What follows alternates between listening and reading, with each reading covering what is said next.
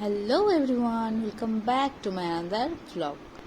তো আজকে আমি যাব নদী। জিতাষ্টমী যেহেতু পুজো চলছে এখন, মা আমাদের জিতাষ্টমী পুজো আছে, মার শাশুড়ি মা করেছেন পুজো, তো সেই জন্য আমরা গিয়েছিলাম নদী স্নান করতে, কারণ মারা স্নান করে এখানে কিছু পুজো করবে, মানে বেসিক্যালি ঠাকুরকে নিমন্ত্রণ দিবে আর কি, এরকম। তো সবাই মিলে গিয়েছিলাম। তো আমি স্নান করিনি, তো মারা স্নান টান করে এখানে পুজো করতে বসেছে।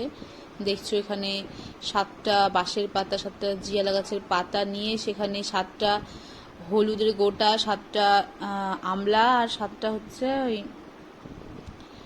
খোল না কি বলে, ওইগুলোর গোটা দিয়ে এরকম নিয়মে পুজো করছে। তো আমি সেটা ভিডিও করছিলাম। সবাই স্নান করেছে, আমি সেদিন স্নান করিনি, যেহেতু সকালে স্নান করে নিয়েছিলাম। তারপর পুজো কমপ্লিট করে সবাই আমাকে সিঁদুর দিয়েছে, দিয়ে আমরা সেদিন বাড়ি চলে এসেছিলাম। তার পরের দিন বিকেলবেলা ছেড়েছিল জিতাষ্টমীটা, সে বিকেলবেলা হয়ে গিয়েছিল ছাড়তে। তো তখন মারা এই যেখানে পুজোটা করেছে ডালাটায়, সে ডালা ভেঙেছে, দিয়ে এখানে এসছে ডালা ভেঙে পুজো করতে। তো সেদিন আমি বিকেলে স্নান করেছিলাম। আগের দিনের থেকে পরের দিনে হঠাৎ দেখি জল আরও বেড়ে গেছে নদীতে, তো সেদিন আমি স্নান করেছিলাম।